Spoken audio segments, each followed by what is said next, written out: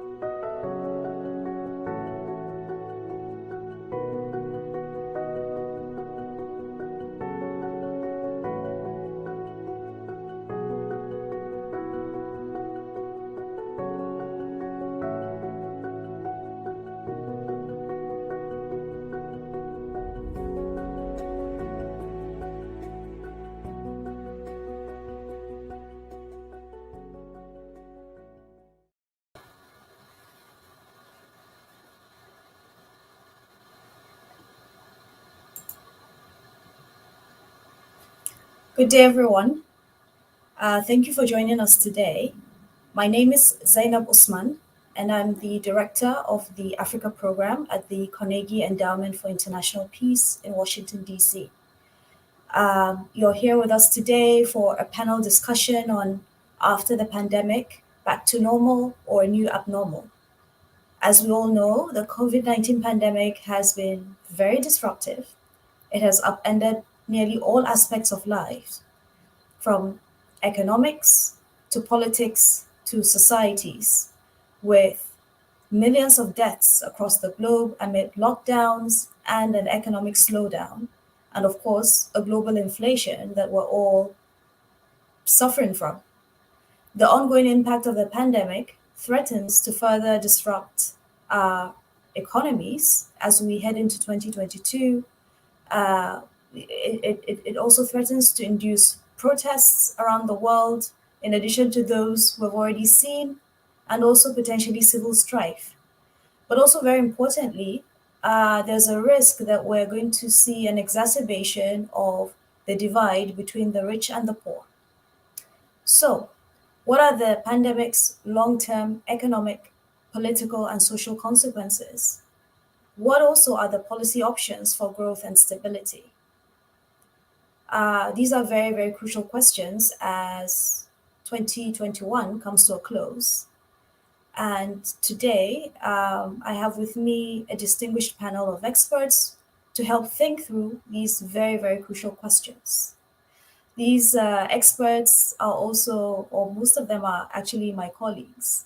So I'm really looking forward to the discussion and to the insights that we're going to generate from it. So I have with me 4 people. The first is Jihad Azur, the Director of the Middle East and Central Asia Department at the International Monetary Fund. Jihad is also a former Minister of Finance in Lebanon. I also have with me Rosa Balfour.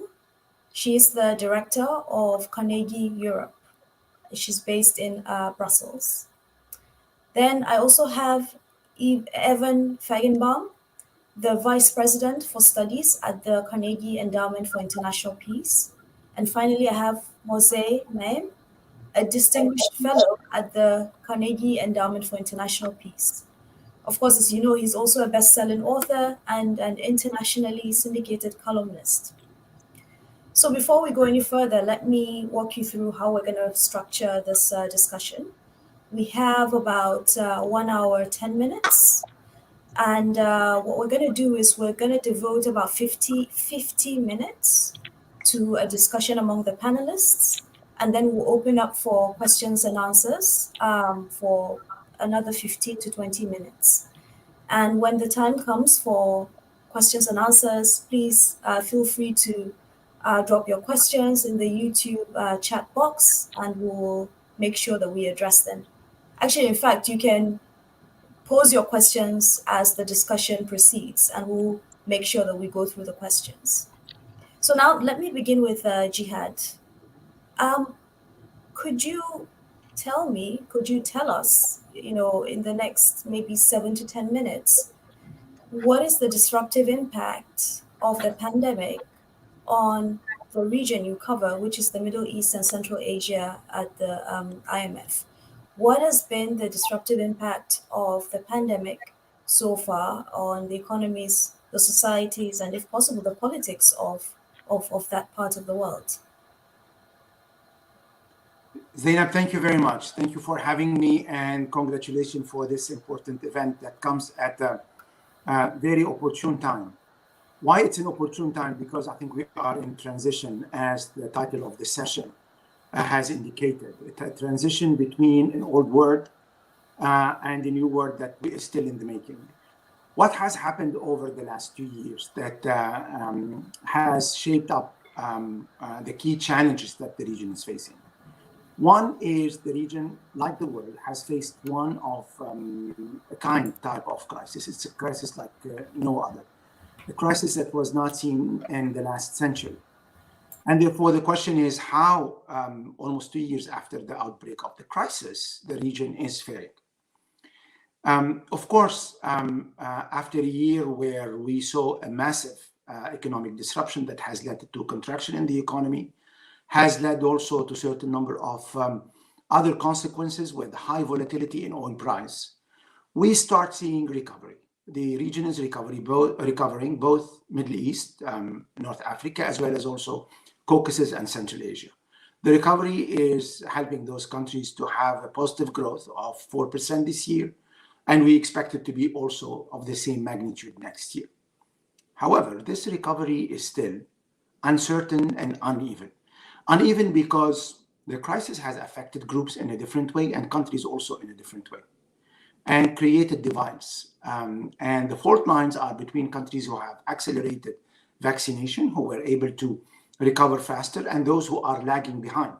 And in the region, we have leaders and laggers. We have countries like, for example, UAE or Morocco or Saudi, who are among the first worldwide in terms of vaccination, but yet we have countries who will not reach the minimum level of coverage before 2023. Therefore, we have uneven recovery between countries, and also we have uneven recovery between groups. Informal sector that usually was a buffer during crisis did not play its role this time. And therefore, for example, contact-intensive sectors are more affected than the less contact-intensive sectors. Small and medium-sized companies are more affected by the crisis and recovering slower than large corporations.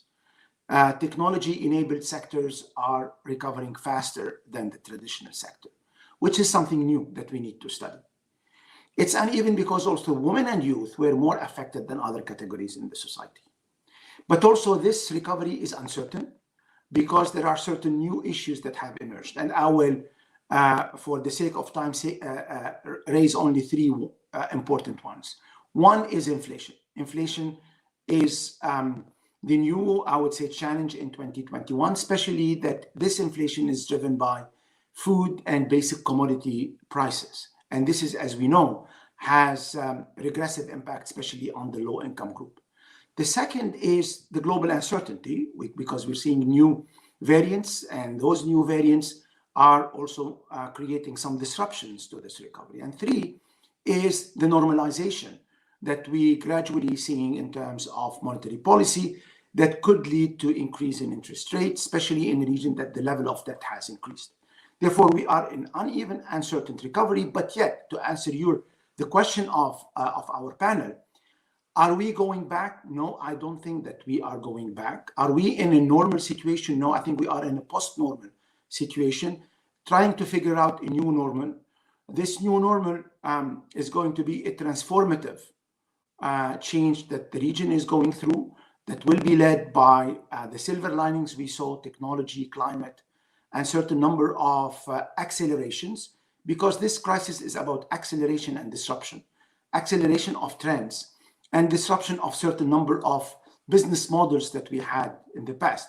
And therefore, the region, like other parts of the world, is at this crossroad. And this is where policies are going to be very important in order to shape up the recovery and to have this recovery not only a cyclical one, i.e. where we see growth coming back, but also a transformative recovery, because in the meantime, not only debt went up, but also unemployment went up by 1.5% this year.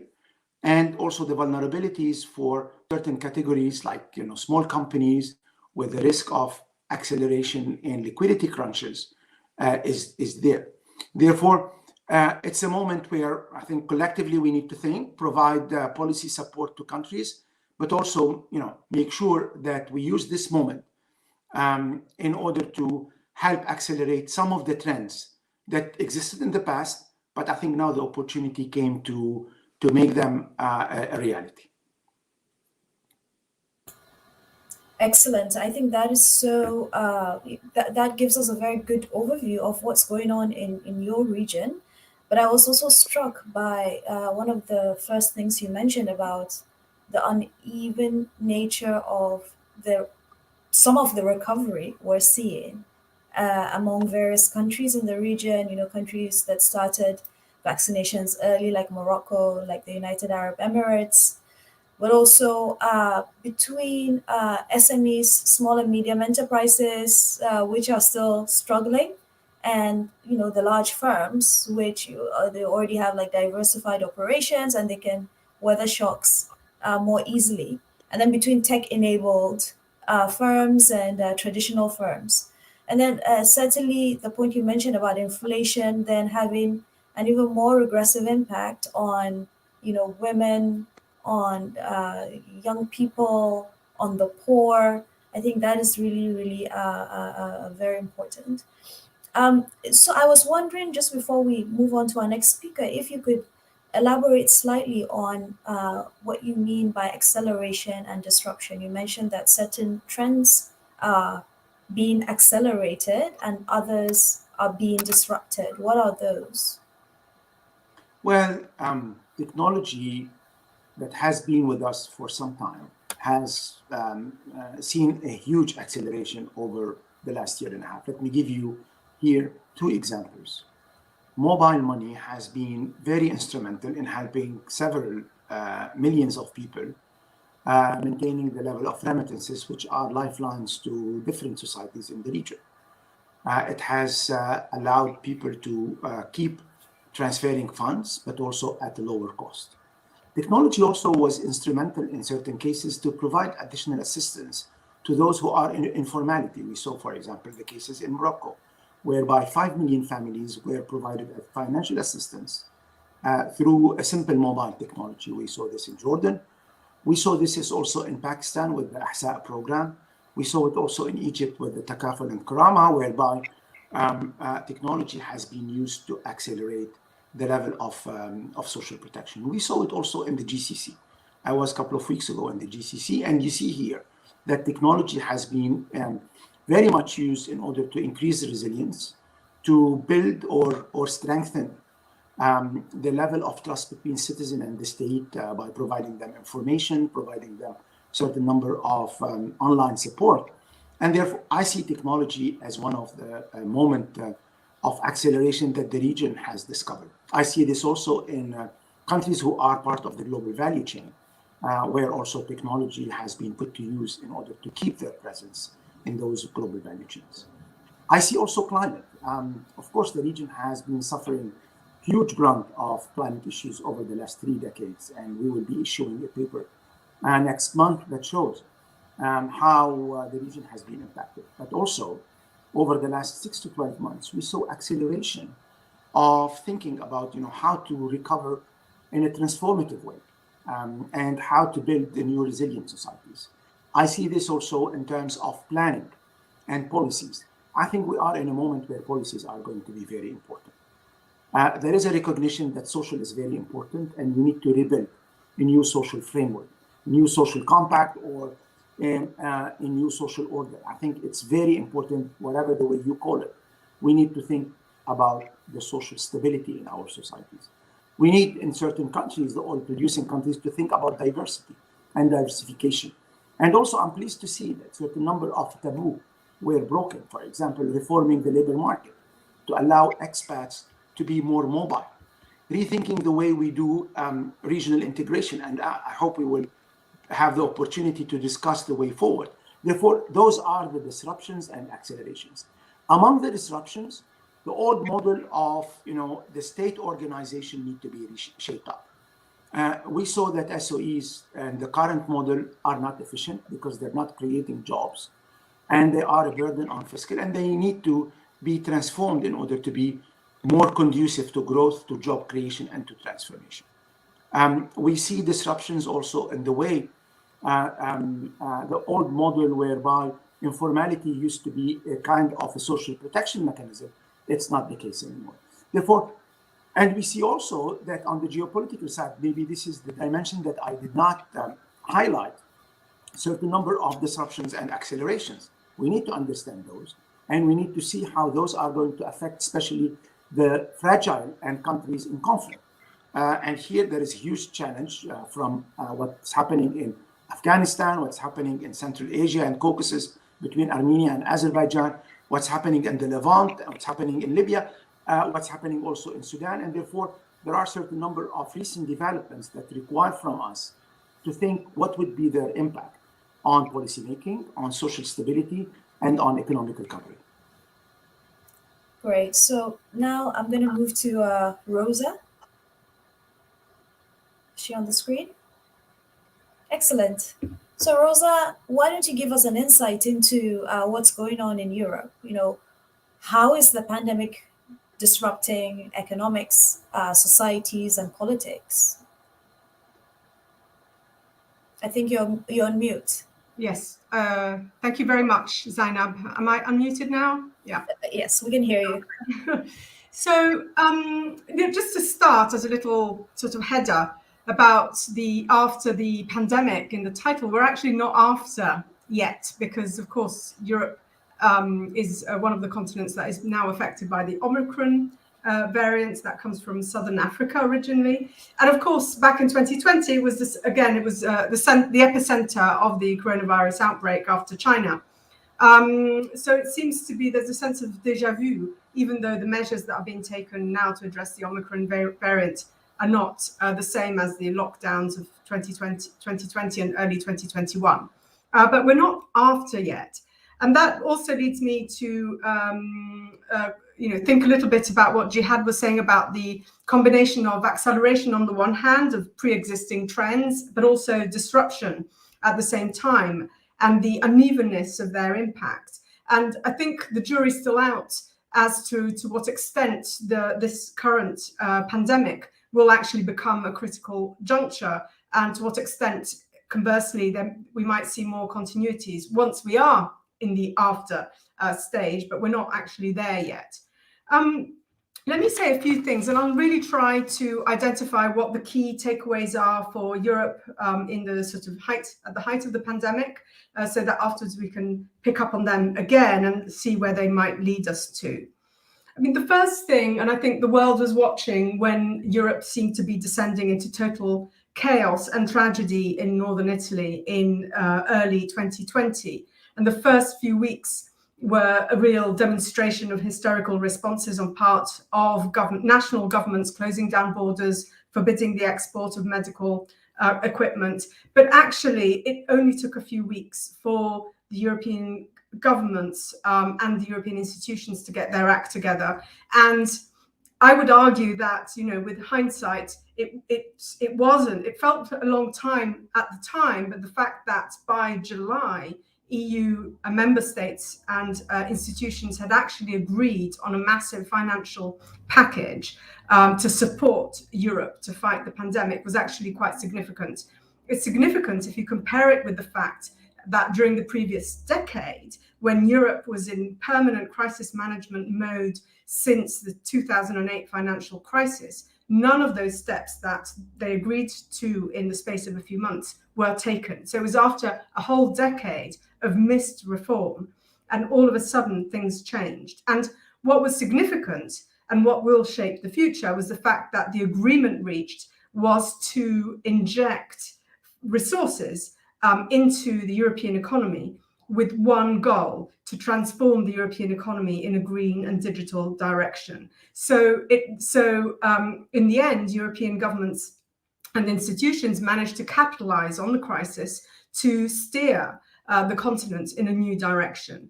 And obviously, we need to see how this will be implemented and the challenges around it. But this was actually quite an important decision. It wasn't radical. It was a centrist decision. It was one around which different political forces were able to converge. But it was a big difference compared to the previous decade of crisis management. So I think this is the first point to be raised. Another point is that this happened at a time in which Europe, the EU in particular, was fragmenting. January 2021, Britain eventually left the European Union. That was the actual date after 5 years of 4.5 years of negotiation. And therefore, that's an indication of fragmentation of what is, in fact, still the experiment of integration on the European continent. The whole debate around agreeing this financial package was marred by quarrels among the member states, showing several cleavages. One important one, which I would like to underline, is the cleavage between democracy and countries that have been on the path of abandoning democracy, in particular Poland and Hungary. And of course, with the pandemic, many governments took advantage of the situation to promote emergency laws, to concentrate power in the executive, and this trend has continued to take place. Again, on the sort of political social front, during 2020, populists didn't do very well, but now they seem to be re-emerging possibly under another guise, the guise of anti-vaxxers, which is a bit of a hybrid mix of opposition to the vaccination strategies that most countries have embarked upon. So we see at the one time a convergence of governments towards identifying an economic recovery plan, which really has ensured that European citizens didn't feel the economic impact of the pandemic as they would have done without all these stopgap measures. But at the same time, the fragmentation of the political space in several directions. And of course, you have regional differences as well, north, south, east, west, frugal countries versus spendthrift countries. There are all sorts of cleavages in Europe that we Europe observers like to point out. I'd like to bring in a further element before we move on to our next speaker. And I'd like to bring in the global element, because there's been a lot of discussion about, until the whole world is vaccinated, we're not going to be safe. And I would say that Europe, the EU in particular, but European states as a whole, did not really seize the opportunity to do something different with respect to the global south. What we're seeing that high income countries have managed to invest financially to support their economies, to support their societies, to support their businesses, whereas of course the countries with lower income countries haven't been able to do that. And this gap is widening the overall gap between the global north and the global south. And the EU, which is the world's largest donor, one of the world's largest markets and economies, hasn't really put its weight behind trying to address this imbalance. It has, to its credit, included financial assistance to support third countries throughout COVID, and is now working through how to make this big package focusing on digital and green transformation, how to make it also available for third countries. But A, it's a drop in the ocean, as always. B, it's late. It always comes too late. I mean, Europe has only delivered half of the committed vaccines to the countries in need. And it didn't promote a more radical rethink of how the multilateral system works, because one of the issues, and I'm sure Moses will talk about this, is that the international institutions have fallen short in addressing this challenge, blocked by several forces, including large countries. And the EU hasn't really been particularly active and committed in pushing forward a plan that could help reform multilateralism. So I think on the international scene, there's some failures coming from the actor, which more than anyone else has been supporting multilateralism. And it comes at a time when the EU itself has actually taken on quite a few powers in a sector where it has very little competence, and that is health. And the narrative is one of supporting global health as a public good. But when it comes to delivering, European states haven't been as generous as they have claimed to be. That's very fascinating, Rosa. I like how you framed the discussion around convergence among European countries on economic support, the fiscal stimulus that we've seen in 2020 and 2021, but also then divergence among them with respect to socio-political dynamics, whether it's Brexit that happened finally in January this year, or whether it's the populists who are kind of further consolidating their power, capitalizing on the fears that people have around the pandemic to really, bolster their own political power. But also, I think you made a very, very important point, which is, an issue that is still raging right now around, obviously, COVID-19 vaccines, but just more broadly, relations with the global south, that we've not seen a fundamental rethink of, at least, in the relationship between many European countries or even the EU as a bloc and many parts of the global south. But also I think there are certain interesting dynamics there, because when you look at the EU as a bloc, it's one thing, right? But when you look at individual countries, whether it's France, for example, in the case of Africa, France trying to establish new relationships beyond French-speaking West and Central Africa. There's a lot going on there, and also in October this year, France was one of the first countries to actually commit a part of its IMF special drawing rights to commit to reallocating around 20% of its IMF special drawing rights. I think it was followed shortly after by Italy and Spain, but then other European countries have not quite done the same. So there's a lot going on there. That we see some convergence, but we also see significant divergence, especially when it comes to socio-political dynamics.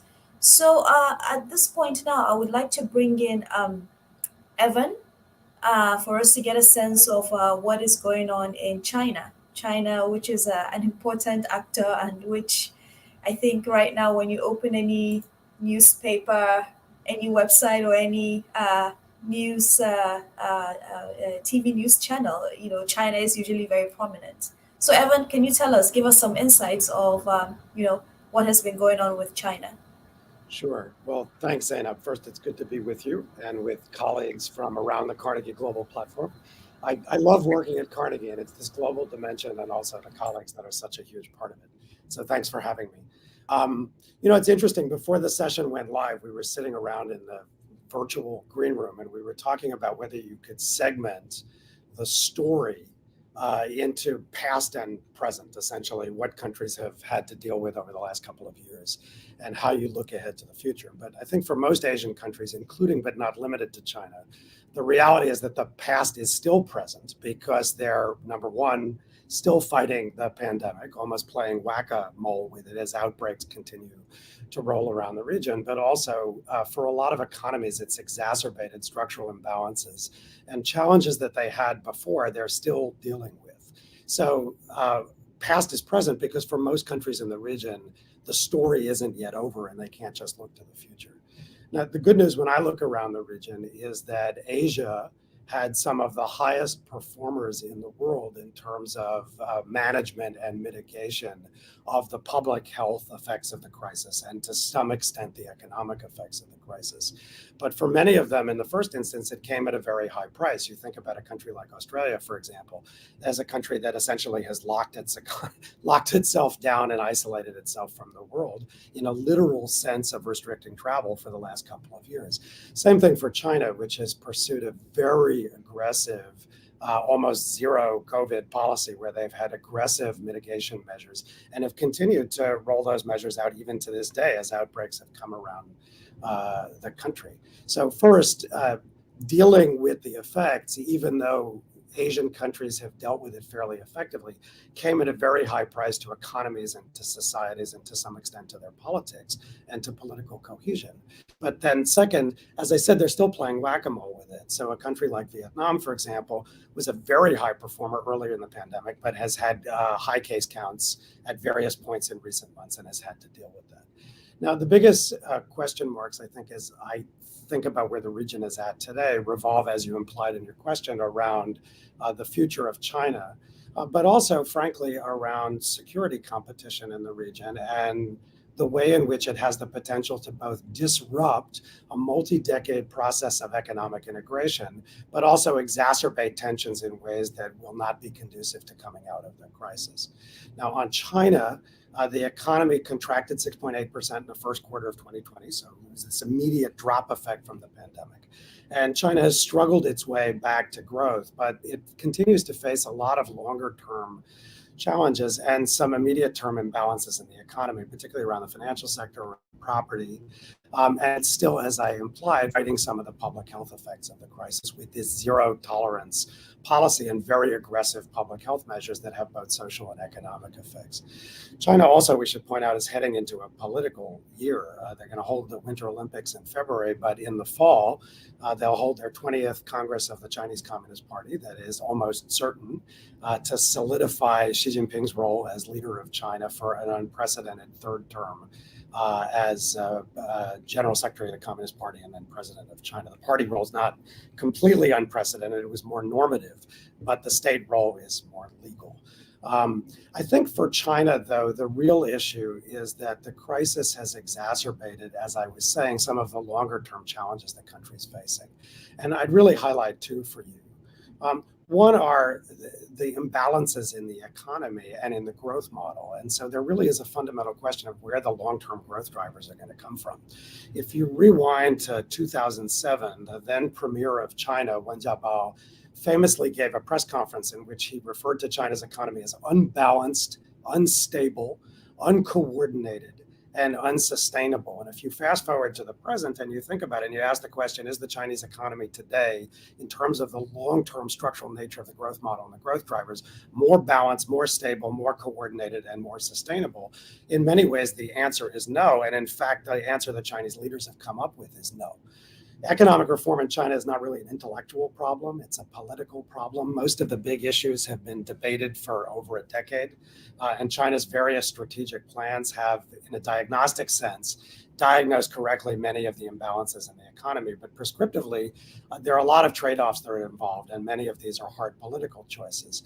And so figuring out how to continue to transition the economy from one that produces too much but had consumed too little historically, really had pockets of the country that were very much like a 21st century country, others that were still developing on as kind of a 20th century country, and also sharing the fruits of economic reform more widely across the society, growing the pie, and ensuring that ordinary citizens and not just well-connected corporates and elites can reap the fruits of the next phase of reform. That's the set of challenges, and that really gets to where the growth drivers are going to come from, the economy. I think the bigger challenge, though, is one that I sometimes characterize as an eroding social contract in China. If you think at a very high level of abstraction, the basic social contract in China has been that the public would stay out of organized politics, and in exchange, they would have opportunities to achieve material wealth. But after 30 plus years of economic reform, you have 450 million people who have achieved unprecedented material things. And so their expectations increasingly transcend the merely material. They transition more into equality of chances, life opportunities, and welfare gains. And this is particularly true of urban middle classes in China. They want air that they can breathe, food that's safe to eat, water that they can drink, a lack of corruption, educational opportunity for their children, equality of choices and chances. And I think that's really what the focus of the leadership increasingly has been. It's on shifting from an emphasis on growth for growth's sake to what I would call welfare gains and greater equity, but to do it within a firmly Leninist framework And this particular leadership, in a way that contrasts in some areas starkly with its last couple of predecessors, has doubled down on injecting the Communist Party more widely and party-linked elites more widely into some of the pockets of the economy that were run by the private sector, for example. So that set of challenges, how to sort of rebuild the social contract, and in the context of a one-party dictatorship that's run by a Communist Party on Leninist principles, deliver better governance, cleaner governance, and more disciplined governance in a way that bolsters the party's legitimacy. That's a set of political challenges that transcend the immediate effects of the public health crisis and of rebuilding the economy. Now, in the process of this, and this is the last thing I'll say, and then I'll stop, China has exacerbated tensions with many of its neighbors. This is not just a China problem in Asia. There are a lot of strategic and security tensions, but US-China tensions are at the core of it. And frankly, China's relationships with some of its other bigger neighbors, with Japan, with India, with others, are also part of it. And after several decades of economic integration in the region, with China in some ways at the core of elements of that, manufacturing, supply chains, the liberalization of some across and behind the border investment opportunities and disciplines, what we see now is that security fragmentation threatens to overwhelm economic integration. And I think that really begins to flow us into the next segment, because as I look out the next 1 to 3 years, I think that's what a lot of Asian governments are increasingly concerned about, is that these security tensions will make it harder to focus on both the rebuild and to transition from mitigation measures into the longer-term structural reforms that they need. And what's more, they'll exacerbate tensions in the region in a way that's not conducive to the kind of success story that Asia's had over the last half century. Yeah, very fascinating, Evan.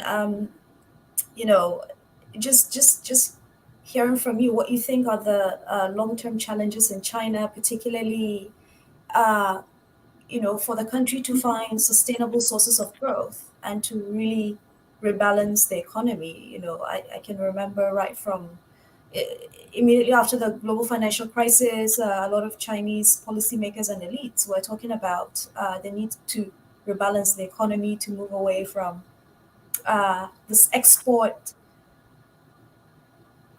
orientation, this primarily export orientation, to a consumption oriented economy. And we've seen, a number of hiccups on that front. But I also wanted to pick up on an important point that I think you made. I mean, everything you said was quite important around what you see as an erosion of the social contract in the country, between what the country, the Communist Party of China is able to deliver, and the expectations of the middle class beyond just beyond material benefits. So expectations around, a lack of corruption, clean air, good and healthy food, which is quite important in the case of China, good educational opportunities. So then I wonder, because I want to ask a follow-up question here, what do you think then of some of the important and wide-ranging regulatory reforms we've seen in the country in the past couple of months around reining in big tech in the country, whether it's Alibaba or Didi, the ride-hailing app, and others, reforms around the private tutorship or tutoring systems and institutions in the country.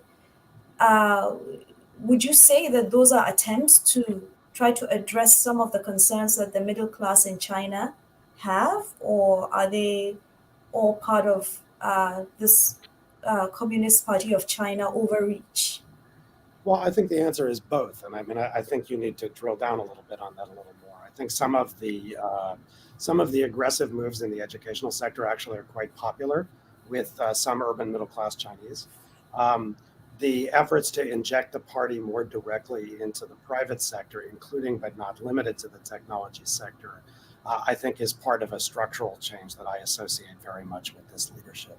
There's a former leader of China named Jiang Zemin who famously developed a theory that he called the three represents. The idea, I mean, to oversimplify it, was essentially that the party needed to be more representative of the broad elite in China. And so they began to bring private sector players into the Communist Party.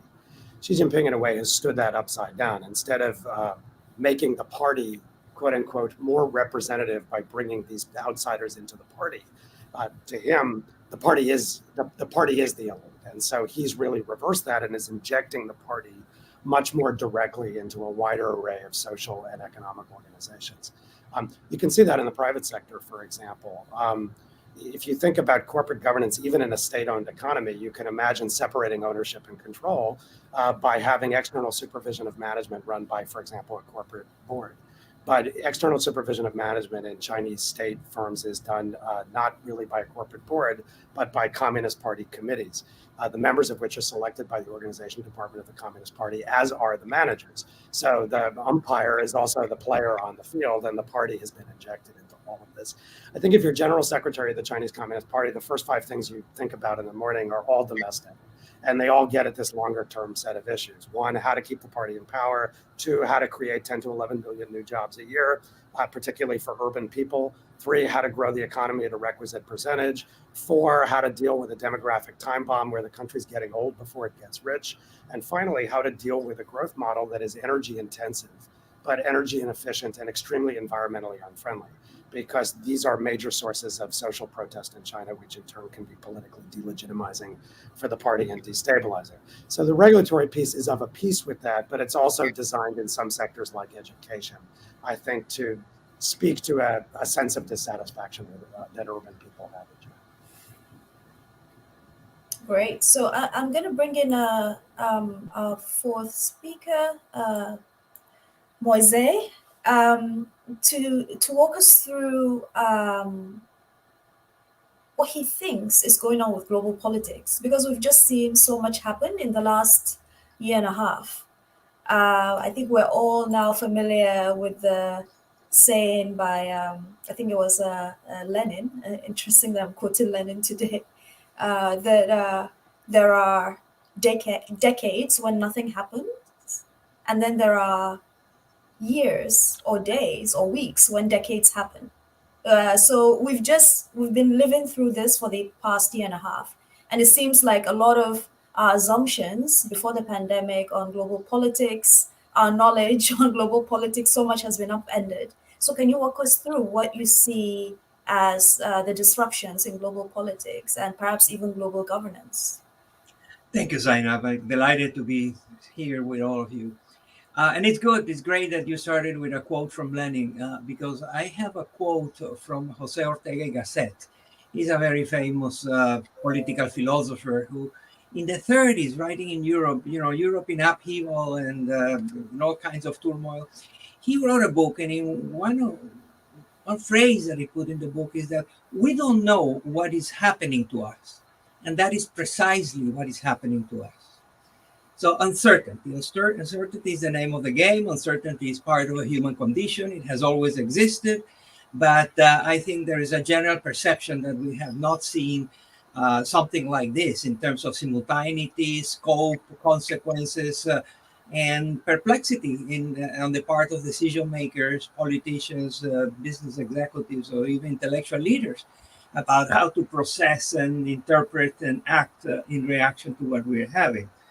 We're living at a time that has very direct consequences. The upheaval have direct consequences in realities, economic, political, social, and others. We have uncertainty. We have a crisis of trust, a crisis of confusion as a result of that, and fear. People know and feel that something big is going on, that many big things are going on that are going to touch them, their lives, their families, their employers, their nation, their everything. But they don't know if they're how do they end after these massive global trends. The simultaneity is overwhelming. There is a climate crisis that we know. There is a pandemic that is still with us. Technological change, which is always a double-edged sword. But, artificial intelligence can be a wonderful tool to leapfrog for a lot of middle income countries, for poor countries. But at the same time, it can be a job destroyer on those same countries. Genetic science, biology, all of that is also part of what's going on. Work, the nature of work, where do we work, when do we work, is part of the global conversation. It's not clear. Are we all going to go back to cubicles and offices? Are we going to continue to work from home? Where, who, what happens to those that don't have a cubicle or a computer? How do they work and where? And that relates, of course, with the economy. And my colleagues have already mentioned it. And Gihara Snur, of course, said that, and rightly so, that we have these trends that are both accelerating, existing trends that are accelerating, and new trends that are disrupting. And I think that was a very appropriate way of doing it. We have around the world a lot of political effervescence and streets, as people are taking to the streets. And there are a lot of anti-politics, the reaction against politicians and leaders and elites. The end of peaceful coexistence with inequality. Inequality was also always taken for granted, lamented, sometimes fought against. But now I think there's a global trend about not tolerating excessive levels of economic inequality and other ways of exclusion that are now with us. And geopolitical upheaval, China, Russia. Who would have said that the summit between the president of Russia and the United States that took place yesterday was going to be virtual and was going to try to avoid war in Ukraine and armed conflict and all that. So that also is part of the story. And then democracy. There are these very powerful threats and against democracy and its ability to stay. One of these the stories here also is a story of global crisis like the ones I have described, tackled by national governments. So a lot in the list of threats and conditions and trends that I think are happening, the characteristic is that no country acting alone can deal with them. They need a global response. And we don't have that. Our institutions, our multilateral institutions, are very feeble, are very slow, and very old. And Rosa Balfour already gave us a perspective on some of that in Europe. But multilateralism and multilateral institutions suffer. They don't have the size to deal with some of these problems. They don't have the scope, the speed, the capacity to innovate and quickly react. And the ability to rally governments. And again, this is not the fault of the multilaterals. Multilaterals are as good or as bad as the member countries. But these member countries are under pressure. They have a population of voters that want protection, that want clarity, that don't want to live with this constant anxiety. And all of that then takes me to the central point, which is the most dangerous deficit we have in the world today, which is not economic, in fact, is institutional, and is our capacity to provide and to produce global public good. Producing public goods is always difficult to finance, even at the national level. But when we talk about at the international level, then there is always a deficit. There is more demand. Globalization and other conditions have increased the need for countries to act effectively together. But at the same time that the demand for effective multilateral action is booming, the capacity of these institutions is being curtailed, limited, and questioned. The legitimacy of many of these organizations is now in doubt. Think about the World Health Organization as an example of an entity that quickly, rapidly needs reform and try to renew its mandate. So one central important final point that I would want to make is first, and as we know, the pandemic did created many new conditions and circumstances, but it also revealed old ones. It made clear and exacerbated existing preconditions that were negative and that now became far more impactful and more recognizable and visible. And again, inequality is a good example, but the reaction, the need to work together is one. It is very clear that the virus and the pandemic is a global threat that needs to be dealt by countries acting together. And what we are seeing is that this global threat is being treated as a national issue. And we have seen isolationism, protectionism, and all kinds of ideas that may sound, maybe expedient from the point of view of politics, of local politics, but are very bad in terms of the global, of the need, of the capacity to work with others.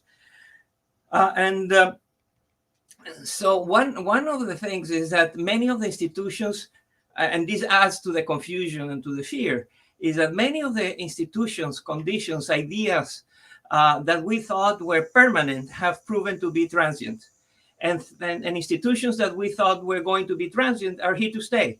The remote work, for example, at the beginning, we thought it was going to be, for a while, and then we'll go back to the cubicles, as I mentioned before. But it turns out that it's here to stay, and in a very significant way. So something that we thought was going to be transient is permanent, and things that we thought were untouchable, unmovable, permanent, consolidated are now questioned. I'm thinking about America's democracy.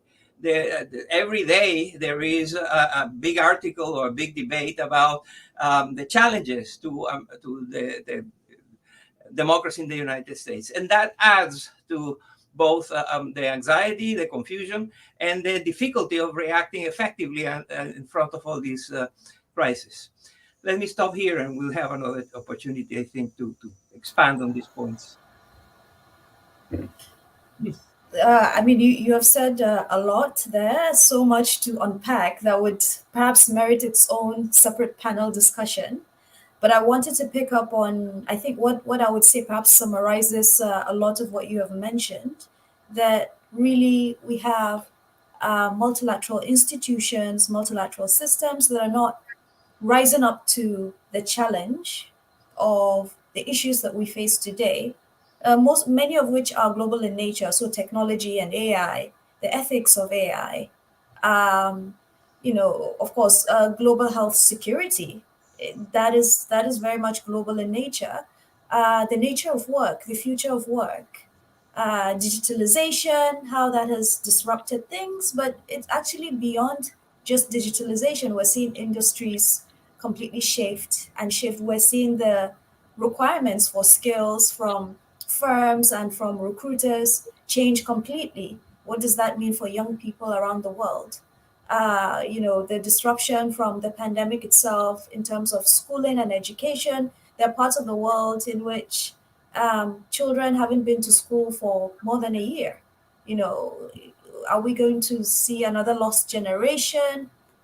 These are all global challenges, but our institutions that we thought would be able to rise up to these challenges are not quite living up to the bill. And I think the final point that you mentioned about institutions and norms that we thought were permanent fixtures are actually being questioned. Whether it's the state of democracy in the US with for a lot of us, what we saw happen on January 6th earlier this year, or other things, and also new ways of doing things that we thought were transient, remote work, are becoming a bit more permanent. So I guess my question for you right now is then, where do you see us headed in the immediate term? I would say we're heading into 2022. What should we be prepared for? What do you think? What are some of the key trends, or how are these? You've already identified the trends. How are they going to play out? one thing that we know for sure, and that Jihad has mentioned, is inflation. We are going to live in a more inflationary world, and that has all kinds of consequences, both financial, economic, macroeconomic, but also political. And inflation, it always changes the politics of a country, and it's the propensity for distribution and how government revenues are distributed and so on. Then there is a reckoning with the spending. During the financial crisis of 2008, 2009, the mantra coming from multilateral institutions, from bankers, from global leaders, was austerity. Cut your budgets, stop spending, cut your indebtedness. That was the message in 2008. The mantra was austerity.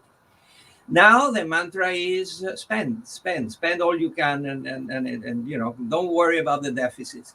And so we have around the world a world of deficits, of financial, of fiscal deficits, that together with the need to end in very carefully to make sure that the era of easy money, low interest rates, abundant money supply and credit, that we will be living a transition towards a world where there is less of that. And that, again, is going to be important, transcendental, transformational, and political. And it's going to mark a lot of what's going to happen next year. And then, of course, the evolution of the geopolitical upheaval. As I said, we have come from the hope of globalization as a force that would limit international frictions and and the concentration in non-state actors like terrorists. Now we're back to big power politics and geopolitics, and we have China and Russia and the United States interacting in a way that is different from what it was during the Cold War, but has also many similar elements. And that is going to again put some countries, developing countries in MENA, countries in Africa, facing the need to be in the middle of these tensions, of these geopolitical tensions among superpowers. Wonderful. So I want to bring Jihad back on the screen. And my question to you, Jihad, is, let's try to gaze at the crystal ball in a sense. Where do you see the Middle East and Central Asia regions headed in 2022? Some of the trends you mentioned, whether in terms of using mobile money to provide better social assistance, the inequalities you mentioned across different dimensions, and all of these other trends, how exactly do you see them playing out in 2022 and beyond, the immediate future? Because I feel like we are in a time when we can't even think too far into the future. We don't even know what's going to happen next month. So in 2022, where do you see things headed? Thank you, Zainab. I think you are raising a very important question. That the difficulty of answering this question comes from the fact that we need to act at three levels at the same time. We need to deal with the next month, and the next month is vaccination, is dealing with the spreading of the new wave, is dealing with how to organize lives. And this applies to all countries in the world, from the low-income countries to the most advanced economies in Europe, in the US, or in Asia. Therefore, the first priority is still to protect lives and address the issue that we still have with us, which is the new repeated waves of the coronavirus. The second layer we need to work on is how to accelerate the recovery. And I think many of my colleagues on the panel, and the last one was Moses at the end, is we need to deal with a certain number of challenges that have emerged. Inflation is an issue that, although it's still considered temporary, may take more time and may have more disruptive impact on our society, especially on the regressivity of inflation. The second is the increase or potential increase in interest rate at a time where debt grew in many of the countries in the world by an average of 5 to 10%, including in the region, and pushing certain number of countries to a vulnerable situation in terms of indebtedness, and change in monetary policy that will bring interest rates up at a time where we need to have additional growth. It's a challenge, is how to calibrate policies, and therefore I think a key word for 2022 is calibration, is how to calibrate policies. But also we need to work at the third level, because if we let things go, we will not be able to retrieve the trends that we had pre-COVID before 5 to 7 years. And the risks are the risks of scarring that we see on certain number of sectors, and also the impact on in terms of inclusion. And the fact that we had more vulnerabilities that grew over the last 12 months, not only in MENA, but also even in advanced economies. Therefore, the challenge is to work at these three levels. And also there is another challenge that also was alluded to, is how we are going to work together. And here the issue of multilateralism. And I think multilateralism is also about multiple dimensions. That is the purpose in multilateralism, the strategy. When multilateralism was created at the end of the Second World War, was how to work together in order to solve our problems in a pacific way, and how to work together, although we have differences at the time during the Cold War.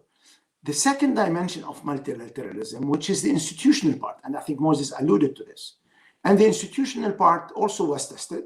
I take the example of the IMF. Last year, we provided more than $100 billion of rapid response. And this year, you mentioned it, Zainab, in one of your comments, we are providing $650 billion of SDRs. And the purpose is to help countries address a shock that is external for many of them. Therefore, it's also a time to look at the institutional setup of multilateralism, but I think we should start with the purposing. Last, in terms of multilateralism, is the instruments, and also how we operate. And I think here also we had a certain number of lessons. In terms of instruments, is how to make instruments more effective. For example, the fund this year has proposed to provide collectively acceleration in vaccination in order to reach the objective of 40%, which is in money term, it's not very expensive, because it's only $40 to $50 million that will help us, in fact, accelerate the recovery and to protect the most vulnerable one. Yet it did not fly, or it was well received, but it was not fully implemented. Therefore, I think looking at the instruments and at the coordination, and also at introducing new actors, there are certain number of important actors, stakeholders that we need to reach out to. Private sector is a very important one. We saw it during the crisis with healthcare firms. Civil society is an important actor, and the private sector. We have it in the financial multilateral coordination because banks are involved. But I think one of the lessons is how to broaden the interaction with non-state actors. The last point in terms of shaping up the future are those, already silver linings, the trends that we saw. Technology is an accelerator. And in a region like Middle East, where 60+% of the population are below 30 and tech savvy, this is one way to accelerate transformation and to create jobs. In a region where the divide is also in terms of job access, the youth unemployment exceeds 25%, is also to reduce the gap or the burden on women to enter the workforce. If we only reduce the gender gap in the region by half compared to other EMs, in the next 10 years, we can create an additional $1 trillion of output. We can improve not only economic and social conditions, but also we can improve human development conditions. Therefore, this is a moment to use those silver linings in accelerating transformation. Climate. I'm very happy to see that many countries in the region, although the region is an oil exporting region, showing a resolve to embrace the climate transformation and to reach a better future in terms of climate. But here also, we need investment. Certain number of countries has the capacity to invest, others don't. And this is why, for example, at the fund, we have created this new trust fund in order to allow channeling resources to Africa, to the Middle East, to low-income countries in Asia to help in this transformation. Last but not the least, I think it's an acceleration of trends, but also it's an acceleration of opportunities. A certain number of things that were not available in the past to us are currently feasible. I see a big transformation on the social framework. I see a new social contracts that could help the region and other parts of the world to strengthen the framework of trust, to strengthen improve the relationship between citizen and state, and also to provide the capacity for countries to build the buffers, the stabilizers during shocks. The same one that we saw in Europe, for example, that was able to provide and to learn from the lessons of the last decade, as it was said, to accelerate the response and the transformation. Therefore, we're in a fascinating moment. We need to think at a multiple level, and this is where I think additional debates like the one you are having today are going to be needed for us and for decision makers. Wonderful, thank you. So we are, I'm just mindful of time. I think we have just about 10 minutes to go. But I wanted to do a quick recap of some of the points you mentioned. I think they're very important, and I like the way you structured them, you know, talking about the 3 levels of action, the immediate priority of increasing vaccine access to save lives, supporting economic recovery being the other, and then how to avert the risks of scarring, long-term scarring. Then also thinking about how do we work together in terms of, you know, countries being able to put aside some of the differences, thinking about our multilateral institutions, as Moise mentioned, then the instruments, you know, and I think on this we have to, because I think it's quite important, we have to give credit to the IMF being able to, I think, rise up to the challenge to, you know, provide that mechanism and that platform for the SDRs, but for the you know, the support we've seen to also low income countries, and then thinking about coordination and outreach to non-state actors more broadly. Then you mentioned accelerating transformations, you know, with tech and with climate, and then finally the very, very important point of rethinking social contracts, as we've also heard in the case of East Asia and China.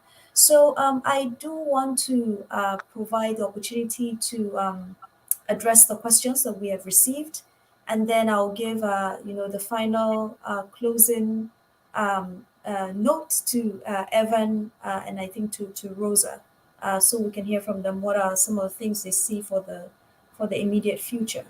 So let's see. We received a couple of questions, and I'm trying to read them now. So a question is around, and I think I'll probably try to combine them. So interesting points by Jihad is what the person is saying. And they're asking if you see inequality in the Middle East and North Africa region after COVID, and whether there are any indicators of a wider gap between the rich and the poor. So that's one question. Let me just read through them, and then we can split them among all of you. Then for Rosa, Maz Alawi is asking whether you see any nuances between East and West Europe in the post-COVID recovery. A third question that has come in is on the social contract, and this is for Evan. Katia Ismail is asking whether the pandemic has affected the social contract specifically, and how do you see the rigidity of the Chinese economy playing out? I think you addressed this earlier, but if there's anything you want to add, please do. And then they are also asking still whether you see an illiberal state incapable of sustaining growth, creativity, and sharing the pie, basically. A fourth question we have received is from Shema, and I think this is for Evan.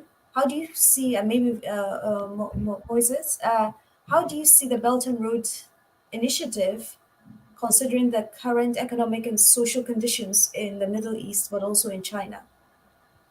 Then a final question is, again from Shema, how can we solve the accessibility of vaccines in many countries, especially in Africa?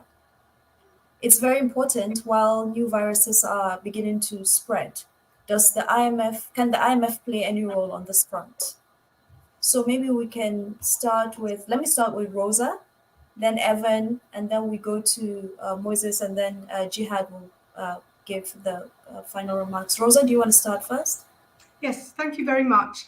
There are big differences between Western Europe and Eastern Europe. The further west, the more vaccinated people they are, and then as you move towards the east, the less vaccinated they are.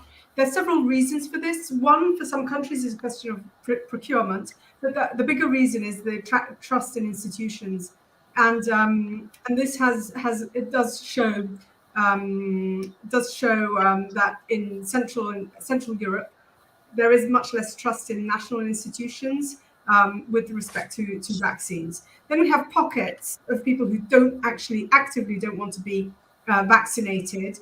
Some of these are being, we see the demonstrations, they're teaming up with populists, but they're really of all sorts of different colors, from the far left to the far right. There are those who believe in conspiracy theories. There are those who don't trust the institutions or the governments. There are those who believe in alternative medicine. So it's a real potpourri. But I realize it's a bit of a sort of rich world problem compared to the vaccination rates that have actually taken place in other parts of the world. And here, the EU has, on the one hand, continued to export vaccines and has been relatively generous in principle in terms of commitments, but on the other has been so far reluctant to grant the intellectual property rights to third countries so that others can start manufacturing. So we have this difference within Europe, but I guess the sort of divergence between the northern hemisphere and the southern is perhaps bigger than what is actually happening in Europe. Evan, do you want to come in? You're on mute. You're muted. You'd think after 2 years I would know to hit the unmute button, but we're still struggling with the pandemic. I'll take two of the three very quickly. First, on the question of China being in a liberal state. China's in a liberal state, and so it is unrepresentative in, let's say, the American sense of electoral democracy and checks and balances. But while it's unrepresentative, it's been highly responsive in terms of delivering growth, material gain, and opportunity over the last several decades. The challenge China has is that it's had a state that's unrepresentative but nonetheless responsive.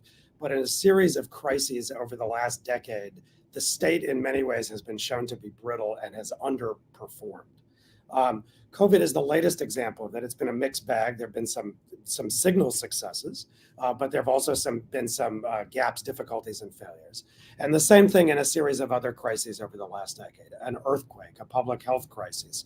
And so that's essentially the experiment that we're seeing in China now, which is that the state is determined to deliver what it views as not just growth, but greater welfare gains and equity, greater equality of life chances, but to do it within this firmly Leninist framework that Americans like me view as illiberal. But the ultimate test will be what it delivers to the Chinese people. And so I think that's essentially, when I was describing the transition in the social contract, what Xi Jinping and those around them are trying to deliver, right? Governance that may be unrepresentative in the Western sense, but is responsive in the sense that the Chinese people increasingly demand. And those expectations and demands, as I said, transcend material things.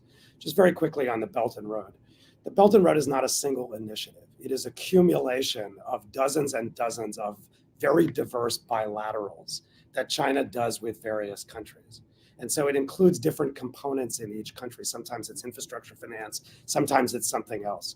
I think it's usually looked at from the perspective of China, and particularly by Americans and Europeans, it's seen as this kind of grand strategic initiative. It's not really the right way to look at it. First, because as I said, it's accumulation of diverse bilateral arrangements. But second, because we really should put the countries on the receiving end and not China at the center of our view of it. And for most countries, what they're after is growth, employment, innovation, opportunity, sustainability, investment. China does deliver those in varying packages and varying degrees. And I think as we look at the next 3 to 5 years of Belt and Road initiatives and investments, that's the core question. Is it delivering for countries and people on the receiving end things that fit with their agenda around, as I said, growth, employment, innovation, opportunity, sustainability? And what that's really going to require is that it transition in some places from big infrastructure investment and big scale project finance to things that leave more of the value added in the countries themselves. So Jihad works on Central Asia. If you think about Central Asia, just being transit countries where trains run from China to Europe and Kazakhs stand by the train tracks and wave as they go by, that's not sufficient from the perspective of Kazakhstan. What you need is the kind of investment that leaves more value added, upskills workers in Kazakhstan, Uzbekistan, and other countries, helps sustain an industrial transition, creates at least some manufacturing in those countries, and connects them to the global economy. That's actually starting to happen, and there's a big transition in some of China's Belt and Road initiatives. We just did a paper at Carnegie on Central Asia, where a lot of that big infrastructure finance has fallen by the wayside, and increasingly it's actually value-added investment that includes upskilling. That's the test, and if the Belt and Road gets over that test in more and more countries, then it will not just be here to stay, but it can have a material impact that I think will be meaningful on the receiving end, no matter what Americans and Europeans may want to say from a geopolitical perspective. All right, thank you. Thank you very much, Evan. We're really out of time. Moses, do you want to give some concluding remarks in like 30 seconds? And then I'll give same to Jihad and we conclude. We're really out of time. You're mute. You're on mute. Yeah, I would just make a comment about China's and Belt and Road investment. One of the problems that China has is with capital allocation, and it has had a terrible track record recently of capital allocation in which a lot of money has been allocated to projects that made no sense. So there are, one of the characteristics of the liberal countries or autocracies is that they mute market signals, especially the communist socialist model mutes and distorts the market signals. So you end up building ghost cities and skyscrapers everywhere that nobody wants. And so that happened. And I think we're going to see in the future a transition, China transitioning to a less politicized way of allocating capital. But the capital allocation defects of the Chinese model are going to be significant and will stay with us for a while. Wonderful. And Jihad, final remarks, 20 seconds. 20 seconds, very quickly. Yes, inequities are up, and this is a challenge for the future. And I will borrow from Rosa that we need to look at the past crises and learn from them, and for the countries in the region not to come too little too late, because with that, we will aggravate the crisis and slow the recovery. The second issue, we don't have time, but I want to 1 second on the Belt and Road. I totally echo what Evan was saying. I think countries need to look at the Belt and Road and integrate it in their strategy. For example, for Central Asia and Caucasus, to move from being a corridor to becoming a platform where around this Belt and Road, you can create activities, you can create jobs. And creating jobs should be the magic word and the purpose for all these economies. I think we are in the world where the whole, I would say, global interaction is changing. We are seeing it in the way global value chains are being disrupted and redesigned, and therefore it's a dynamic moment. It's not a static moment. I think what the region needs to do is to understand, act, and adapt. And this is something that we did not see in the past post-important crisis or disruptive moments. And therefore, it's the time now for strategy and for action. Wonderful. So thank you very much. We are almost 4 minutes, so over time. To our panelists, this has been a very, very insightful, I think, discussion on the disruption we're seeing in economics, in politics, in society, in geopolitics as well. And certainly it's very difficult for us to predict what is going to come next, given the immense uncertainties that we face, but at least we have, certain, I don't know, certain trends to be able to work with, in a sense, to see how they will play out in different regions, but also at a very global level. And thank you very much to the conference organizers for this insightful discussion. Have a good day, everyone.